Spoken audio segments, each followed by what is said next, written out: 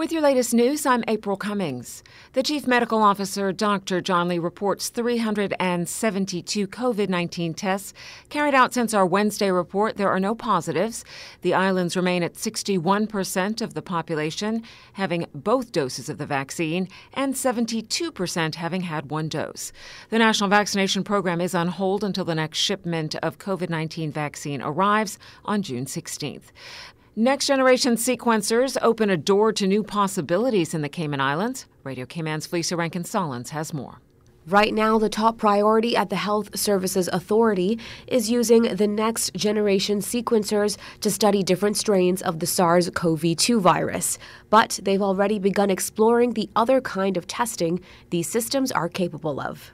In the future, we'll be able to do things like cancer sequencing for looking at each person's individual genetic makeup for their tumor. And when you do that, you can tailor treatment towards them particularly, and you can assess the risk that they have for different stages in development of the disease, and also the risk that their family members may have for developing diseases. Molecular biologist Jonathan Smelly adds it will be an advantage for marine biology, such as the current research on how to solve the damaging coral bleaching disease our own corals suffer from.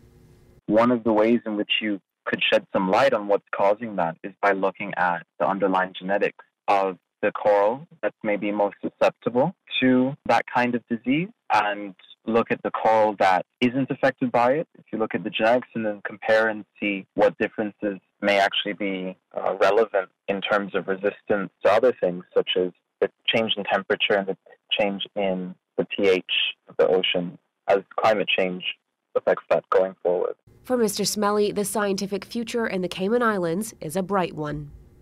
Really, the most exciting thing about having this technology on island is that it can really generate a huge sort of industry from just genome sequence, because there's so many different elements of healthcare and life science which are enabled by being able to determine the genetic code of an organism or a particular thing. So the fact that we have that technology here now, and we're increasing the amount of people that are being trained on it, it's going to really benefit Cayman and potentially the entire region going forward. For Radio Cayman News, I'm Felicia Rankin-Solins. Both systems are able to detect the various strains of SARS-CoV-2 in circulation and those that may arise in the future.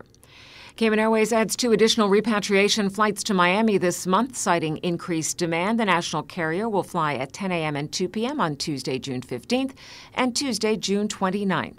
The airline reminds passengers to make sure they check on the requirements of their destinations, which could include a pre-flight COVID-19 result, proof of vaccination, and/or obtaining travel authorization. Cayman Airways passengers who don't possess the required documents will not be allowed to travel. You can find out more at CaymanAirways.com. And more details about that firearm incident around noon today as the RCIPS Firearm Response Unit tried to stop a vehicle on Soundway in Georgetown. Police say the vehicle was trying to evade officers, so they deployed what they describe as a less lethal tactic with use of special munitions to disable the vehicle. An unlicensed firearm loaded with ammunition was recovered, and a 39-year-old West Bay man arrested on suspicion of possession of an unlicensed firearm and ammunition. He is in custody. No injuries occurred as a result of the incident. A new online register of interest portal for persons in public life is set to launch next month.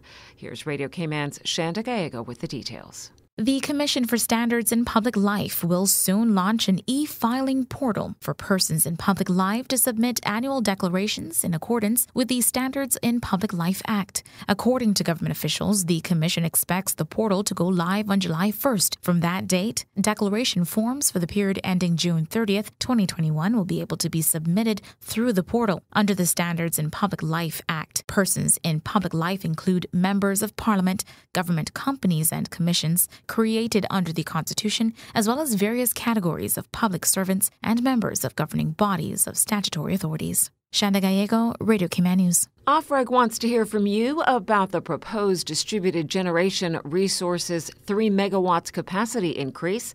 The utility regulator believes the additional capacity to Cayman's transmission and distribution system would be beneficial to the country. CEO Malik Cummings tells Radio Cayman energy security and sustainability are essential for the islands. Therefore, it is important to ensure that the future development of the solar industry is consistent with the need to provide reliable, clean and affordable electricity. Ofreg remains committed to promoting the goals of the National Energy Policy and recognizes the important role rooftop solar plays and will continue to play in Cayman's energy future. He adds the proposal would allow consumers to choose if they want to interconnect their systems to the power grid while ensuring rates are reasonable. The main objective is to increase the installed renewable energy capacity beyond the 17 megawatt limit by adding 3 megawatts of distributed generation resources to the electricity grid.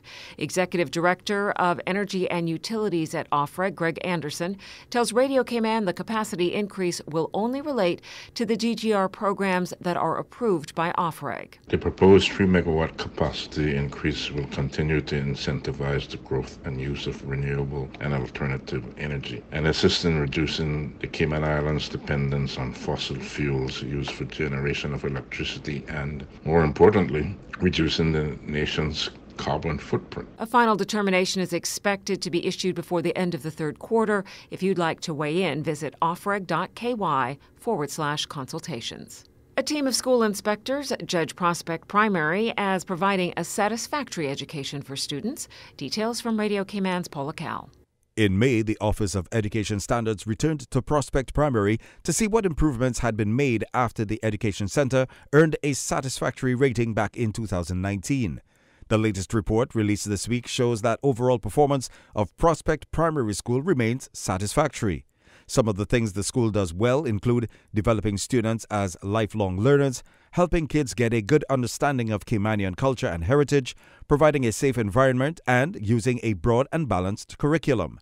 Recommendations for further improvement include raising levels of achievement in English, math, and science across all key stages, improving the quality of teaching, improving assessment, distributing leadership, and improving communication with parents.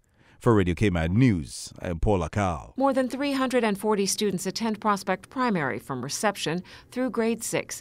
You can find the full OES report online at oes.gov.ky. Will the Cayman Islands get slammed this rainy season? Radio Cayman's Carsley Fuller has more from the National Weather Service's monthly climate all-in-one bulletin. Every month, the National Weather Service sends out the report, which breaks down some of the more interesting weather events over the last few months, as well as teeing up what's to come. According to the report, average temperatures range from 72 to 89 degrees Fahrenheit in April, with average temps at about 82 degrees. Looking ahead, the National Weather Service says June is expected to see the usual frequent heavy showers that are associated with a wet season. July is also expected to be pretty wet, with maybe a mid-summer short dry spell. There is a 50% probability of above normal temperatures for the 3-month period, with nighttime temperatures forecast to be the usual or maybe even a little higher. Same thing with the daytime temperatures. Looking at precipitation, Cayman saw 3.4 inches of rain in the February to April period, which is within the climatological range.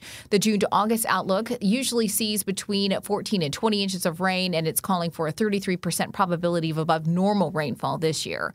Historically, during the period, there are between 28 and 42 wet days, and this forecast indicates between 27 and 45 for the next 3 months. Between 3 and 8 wet spells typically occur between June and August. The forecast for this year is for 1.3 extreme wet spells for Cayman. Looking at temperature between February and April, the average temp was about 80 degrees, which was slightly higher than normal. The usual temperature range for June to August at Owen Roberts International Airport is 84 degrees, and the outlook calls for a 50% chance of higher temperatures than normal.